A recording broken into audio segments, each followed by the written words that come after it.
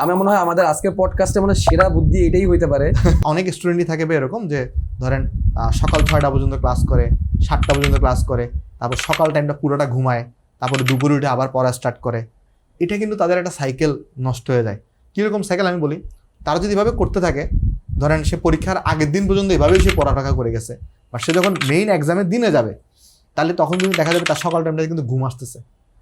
তার কিন্তু ভাইয়া সাইকেলটা 1 থেকে 1.5 মাসে কিন্তু ঠিক করে ফেলতে হবে। এটা একটা খুবই ভালো কথা বলছো হিমেল। জি, আমি তোমার সাথে এটা একমত করব। এটা খুবই গুরুত্বপূর্ণ। আমার মনে হয় এক্সাম টাইমটাতে আমার যেটা মনে হয় ভাই, মানে আমি তার জায়গায় হলে যেটা করতাম, ইভেন আমি যদি বলি আমার এডমিশন টাইমে আমি যেটা করতাম, যে ভাই ধরেন আমার এডমিশনটা শুরু হবে নেক্সট 1-1.5 মাস পরে, আমি দেখতাম আচ্ছা আমার বুয়েটের এক্সামটা কয়টা থেকে শুরু হয়। ধরেন আমার যতটুকু মনে পড়ে আমাদের মনে হয় সকাল 10টা থেকে 1টা হয়েছিল, বা 9টা থেকে 12টা। আমি ওই 3 ঘন্টা একদম মানে টেবিল থেকে উঠতাম না।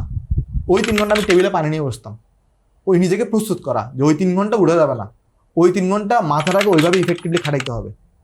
তাহলে তারও কিন্তু ভাই এটা উচিত যে তার যে তুমি মানে এই যে প্ল্যানটা দিলা, আমার মনে হয় আমি জানি না অনলাইনে এরকম এই বুদ্ধিটা আগে কেউ দিচ্ছে কিনা, জানি না, আমি পাই নাই কখনো। এটা একটা মাইন্ড ব্লোয়িং বুদ্ধি। আমার মনে হয় আমাদের আজকের পডকাস্টে মানে সেরা বুদ্ধি এটাই হইতে পারে।